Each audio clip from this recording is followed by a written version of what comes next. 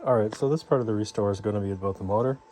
I am going to go ahead and make this usable, and if that means pull this out and weld something onto here and then turn it all down to size and make the shaft a little bit longer, that's what we're going to do. So this is 3-phase WEG motor, and yeah, time to take it apart, test all of its continuity, and we'll do a mega ohm test on it as well. And from here, this is the make sure it's all good phase, and then it'll be repainted and restored as well as part of the process. So yeah. Okay, so here's the seal. Looks like it was made in 1908, 2008. And so now to make sure the phases are still mapped, check out which it's wired for right now, because there's a high and a low voltage side. And so fortunately everything looks nice and tight in here. That's good. Nothing indicating a big burn up. There's a ground missing, but it's 3-phase. So okay, so now to make sure I have this mapped correctly, so you take this and you cross-reference it on the diagram here. So 6, there are, okay, so there's our Y. Those are all common. So this must have the, yep, there you go. Here's the other end. Okay, so you have one probe in here, and we're going to be testing for continuity to make sure there's nothing open. That's good. Now, let's see if we have good phase-to-phase.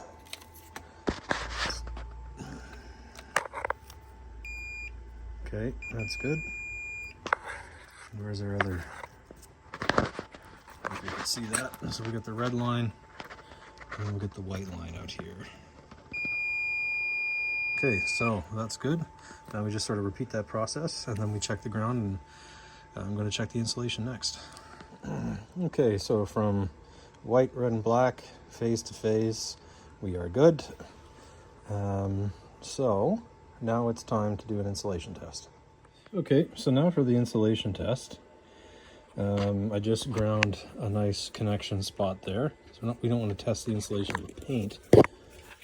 So we connect here. One to ground, one to the leads. Okay, so come on, focus. There we go. Now we go test.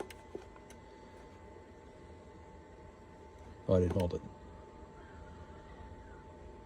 Perfect. So that's what we want to see. Got lots of space there. If this was lower, it would be a problem. And so this was low when we tested the original motor. So that's why it was scrapped. So we're good.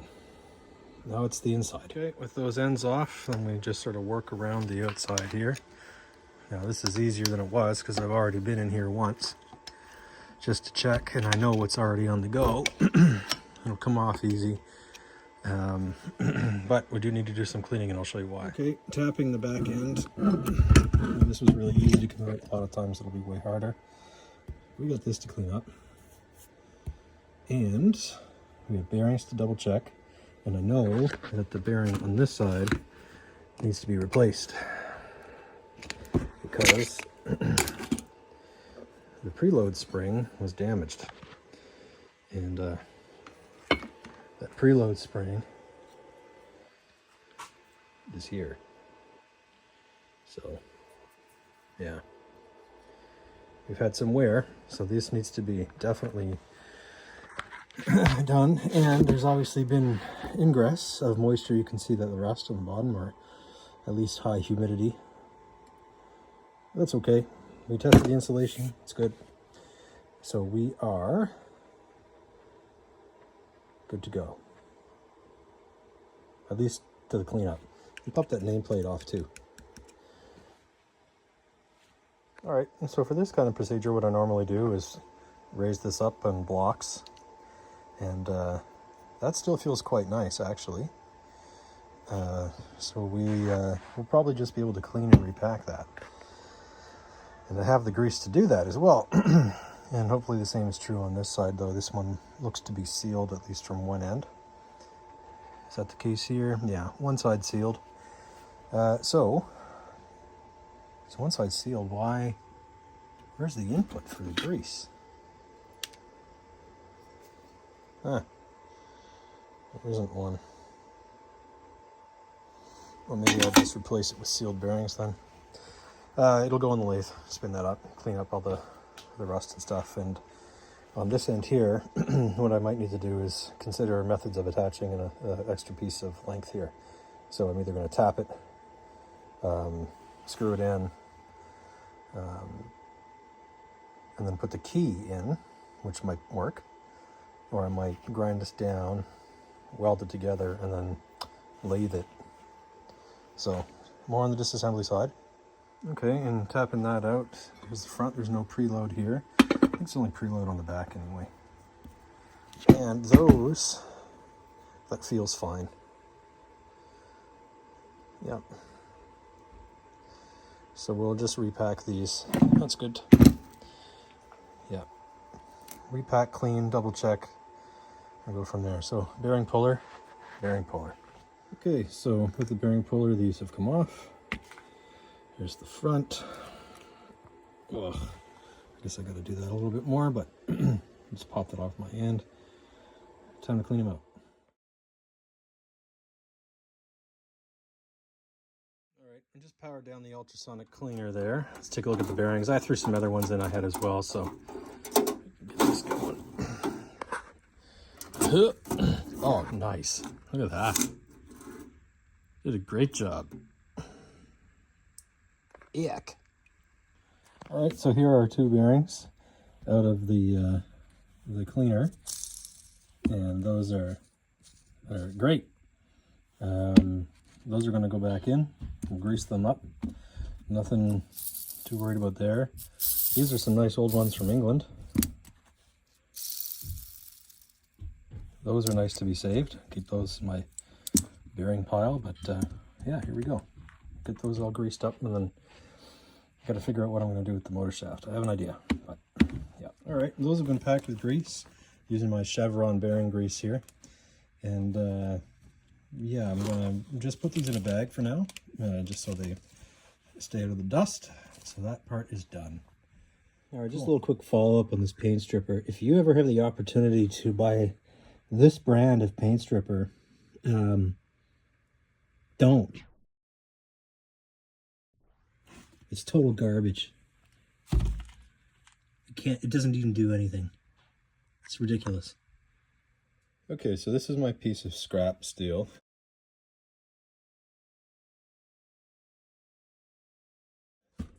And what I'm going to do is I'm going to tap or drill and tap, if I can focus the end of the rotor here in my hand, which is still not focusing. Come on. Anyway, drill and tap that. Turn this down. Make a threaded end, and then we'll cut this to length. But that way, what I can do is once I get the thread in here, I'm also going to taper this, and then I'll weld around it. So that will properly allow for the actual torque to be carried through.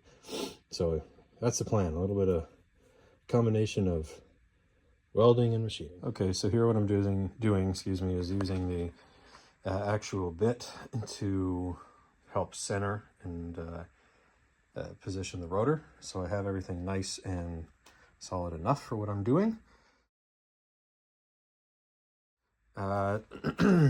So I'll go down, I don't know how much, I'm just going to wing most of this. I figured I'd use a 3/8 because it's slightly less than half the diameter, and the rest of it can be done with weld.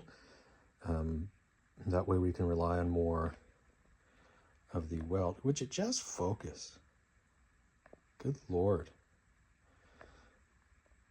Anyway, you get the point.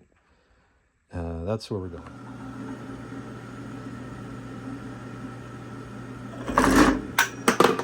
Yeah, okay, not rigid enough. Okay, I ended up just using my hand to hold it. Well, that worked. So I've decided to go with 3/8 24 because I have more thread engagement over the shorter distance. So that should be better for application of, or this particular application. At least I think so. It may have a negligible difference between this and 3/16. But even though the hole is probably not drilled centered perfectly, what the benefit of the lathe is with the larger stock is that we can always true it up to the geometry of the actual rotor. So the plan is tap this down and start working on the attachment piece. Okay, so here's what you have going now. I haven't centered this obviously, but so I have this tapered edge which is going to be filled up with weld, and then we're going to run the die down this to get our thread, and then we'll do a test fit. Auto tapping! Alright, so here's the finished nubbin, and I'm going to thread that in, and yeah, need 2 hands though. Alright, through just regular shop stupidity, I had to go and remake it. But now it's there, and our alignment's pretty good. There's going to be some geometry differences anyway, just because they were made on different lathes. But, yeah, so now we have that corner. I taper this back, and then weld. Now, if you look really close, you can see they're not fully aligned. They're pretty close, but not really that great. So this has to be narrower anyway. So once I get this all welded and move this down, it'll be all right. Okay, and here's the attachment piece I just made on the other end. So a nice, good fit there. And yeah, I'll show you what this looks like all put together. Here it is installed. Because this thread, turns out my 3/16 tap, or at least one of them, is bent, and that's throwing stuff off. But I can use the backlash in here to get to a decent spot where it's relatively straight like this. And so then I'll fill this up. Now I don't need all of this material. This is my adjustable content, I guess you could say. I can go through it here and bring it down so that everything is nice and in line, even if this isn't, because that's just gonna plop down. So that's the idea. I think I can go ahead and put the bearings back on. Cool. Okay, so I pressed the bearings back on in the hydraulic press. You may be wondering why I'm putting them on now instead of doing it after it's lathe. The motor probably has to come apart anyway. Again, I think. Certainly if I do it this way, but the reason is because then I don't have to worry about pressing over the component I just made. So that's there, and I want to give this motor a full test now that I've redone the bearings. I have extra preload springs as well, so yeah, that's what we're going to put in here. All right, with that done and the bearings redone, this is great. Feels really good.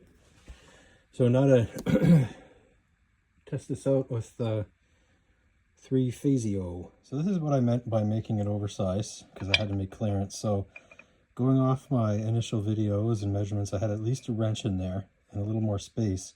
So I actually only need out to the end of this part here. So even though it's bent, this will be fine. The welding will pull it in, and then I have to machine off a section here. So it's only really this criticality, and which is why I left space, right? And that's why I left more material. So this is my final size as a register. So I'll just put my tool next to it and then turn it down. And that way my processes, when I get there, should be fine. Yeah, that's the plan anyway. Now another thing for me to consider, because I don't have a steady rest, I could make something. I was considering using this, the flange here to support it, but also I'm probably just going to use the motor for the welding. As long as I have a current tap here, or at least on the back half of the rotor, then yeah, I'll probably put it there. The ground anyway, the ground. Then it'll just go through the center. It won't bother the windings. It won't do anything wrong with that, or bad with that. So yeah, should be good. I think that's the plan. Push that back a bit just in case there's too much torque. And Fire!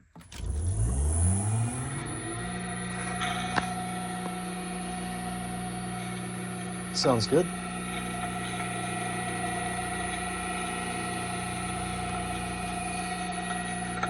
Gone ahead and grinded down that end, and this is the point where that I get the least amount of run out on. So that'll give me enough of a spot to start do some fusion welding with, and then eventually add some filler. So that's the plan.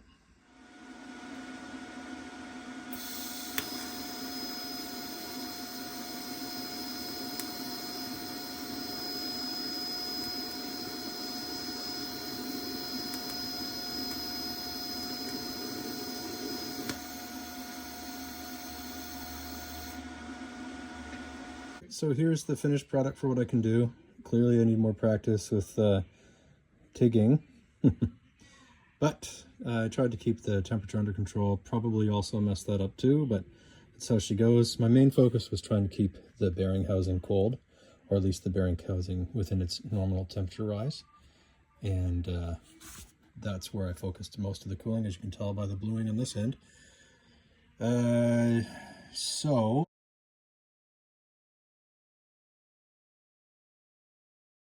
what I'm going to do is I'm probably just going to turn this on and grind that end where the weld is, because I suspect it's pretty hard. And then I'll do the same sort of thing moving out towards the end. I hope, well, it shouldn't be hard all the way through. My physics is correct, which it may not be. But anyway, yeah. Because I don't have a steady rest, this is my sketchy setup of the year. Wood, cardboard, and the flange from the original.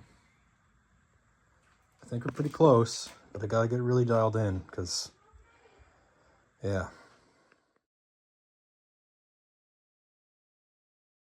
To phone a friend. I got an actual professional here now. No, don't say that out loud. That's I'll get sued.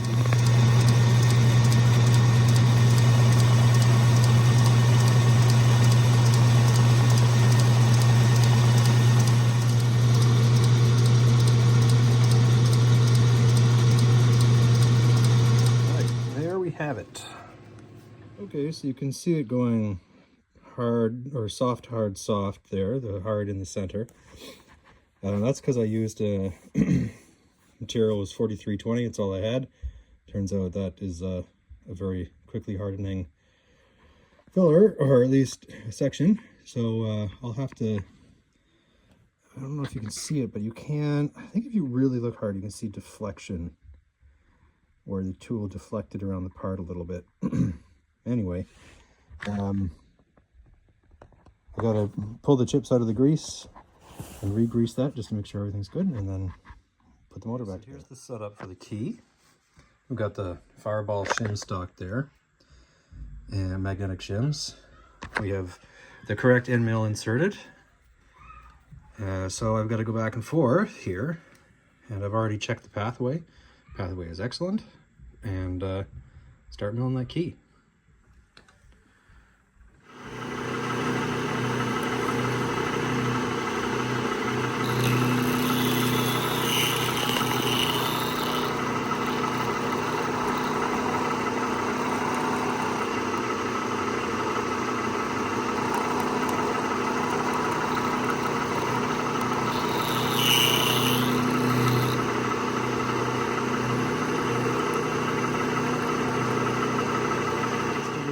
Post-mortem on this. Yes, I was machining with this bearing open. I understand that. I knew the risks. I am going to flush it anyway, just because when I was picking stuff out of it from the other operation, yeah, anyways, that's understood.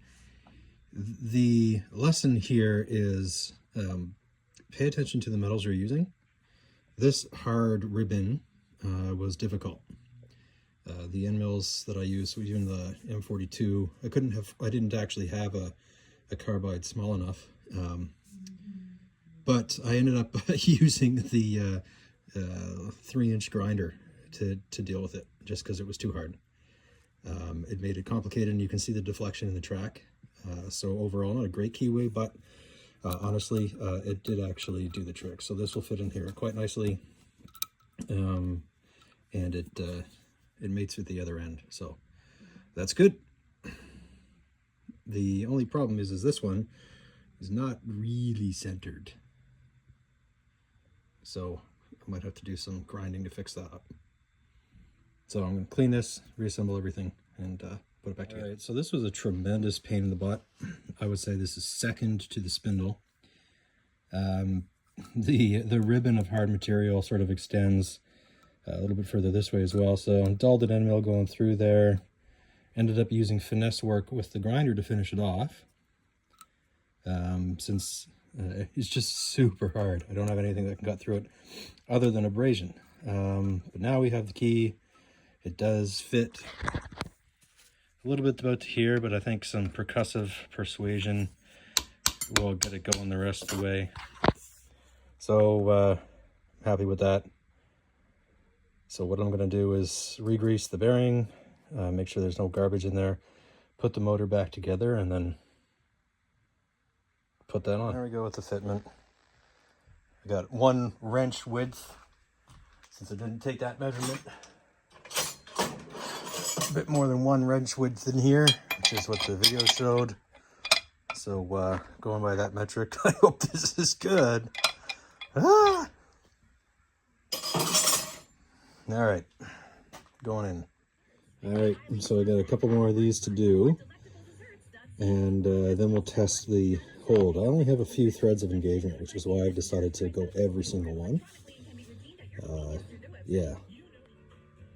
Okay, so now the job is to position the spacing between the old housing and the rotor by using all these adjustment screws. Now, some of them I like. Obviously, I'm going to have to cut some of them down, but I'll probably get better 1/4 inch 20s.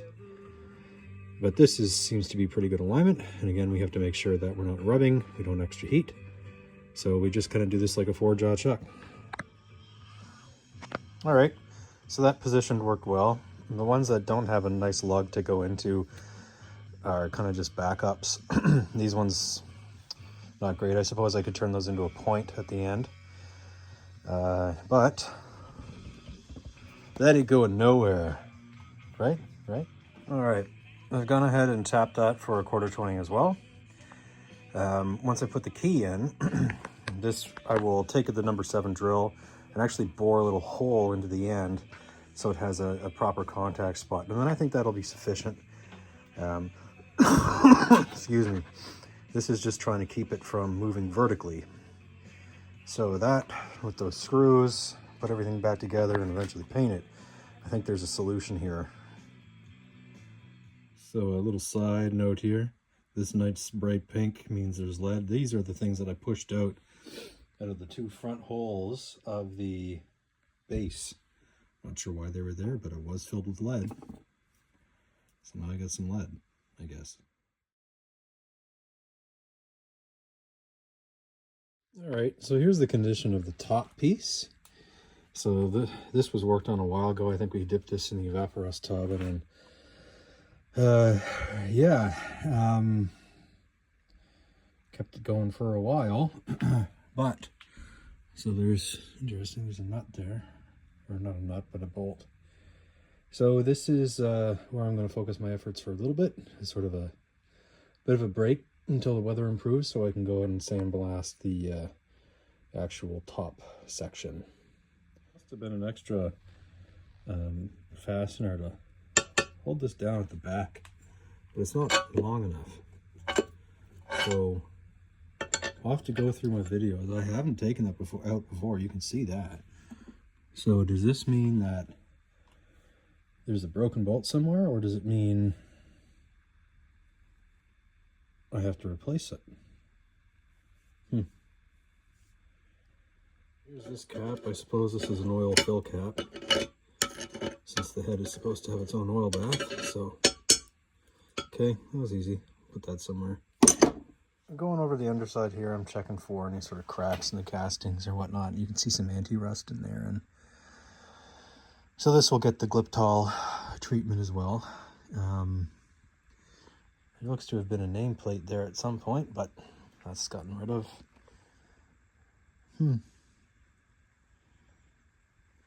Might not be that much interesting in here after all. Cool casting though, nonetheless.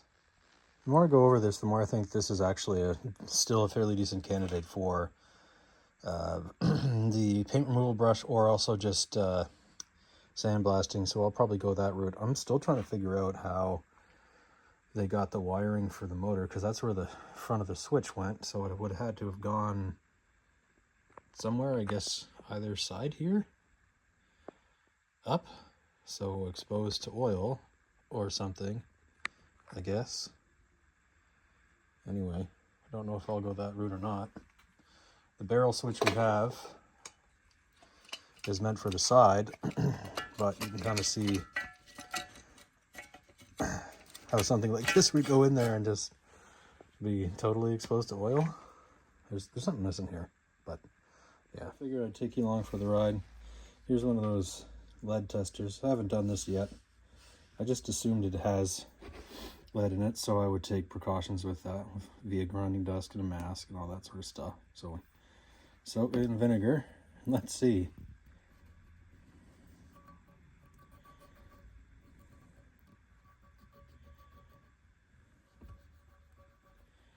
Do we have the presence of lead anywhere?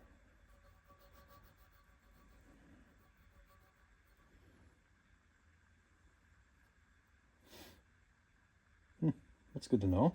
Not really.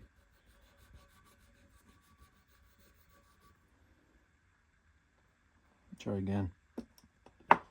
Just on the paint so it doesn't get mucked up.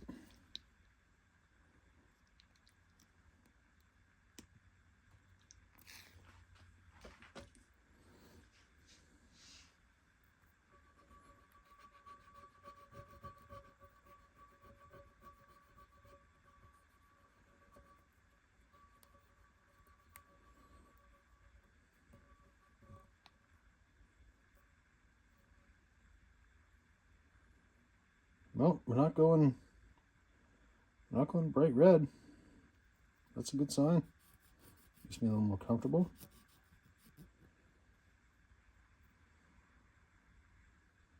Unless it's just so minute that it doesn't matter. But all right, I figured I'd just for fun do a little test mock-up of how it's going to look. The off-center orientation of that is a little bit annoying, but that's how it's going to be. So with those locking points in there, that's good, and come up with the same sort of color scheme, I think, as the rest, where if I can swing it, put a nice large brass washer under some of these and make them all shiny. So until the weather improves, this is going to be my fun challenge. I need to figure out how to get this barrel switch in here so that it doesn't make contact with the spindle when those two holes on the left and the right there are for the wires to come in and out. So it doesn't make contact with the spindle, and that it's protected by moisture. The existing housing is a bit too long, unless I fabricate an extension and have it out here. But I don't want that to look weird, so got some fun thinking to do. All right, and so now I'm just retapping these holes because these are, it's just not worth putting in or thread in here for these size. So I'm going to retap them. I think I've got some metric stuff that's pretty close, so I'm just going to use the same hole size as close as possible. And then I'll continue doing the placement work. I'm sort of using the lubrication here as almost that toothpaste trick to locate the holes, but it's a bit too hard to put a pin in on the other side. All right, and here's the draft of the mounting plate. A little bit of an oopsie is being hidden underneath this washer here. I'll weld that back up before I finalize it. So the problem with this is that the casting, of course, is close, but it's not to perfect dimensions, and that makes it difficult for holes, but also you have to position this visually in the center and not have it asymmetric. So This is not square, but it is quite close to the casting itself. So, gonna bore a hole in here, and some thought is going to be needed there because we only have so much room between that and then back here. So, yeah, okay, so the test fit was not fully successful. I might need to make a bigger one of these to bring this up and out, because we're scraping here. But otherwise, that looks all right. Let's flip it. All right, and here it is up. Now, I wonder if I can just drill an extra hole, or one over here, for example, and flip it around, obviously, and have the handle come out this way more. Now, I got 2 nuts to go here and here. It's looking more like a drill press. All right, here's the mock-up. I had to make sort of half moons-ish on the other side to get that straight, since I have no real reference frame, since it's not really square. So we have something that looks reasonable. So now I'm going to flip it over, and then we'll take a look-see. All right, that's pretty good. It looks a little bit off-center to me, but whatever. It'll be all right. I definitely need to raise this up, but on, off, reverse, maybe. Yeah, you get the point. All right, so here's the back side. And so what I'm probably going to do is, like I said, I'm going to mill out this channel and, or mill out this space. I'm going to probably bring the parts with the exterior holes only down by the thickness of where the blue is. And then I'm going to go further here so that that little crowned area there is a little bit more countersunk, so everything's a little bit more flush, because everything right now is off. So I'm going to mill out this area, like I said, and we'll go down from there.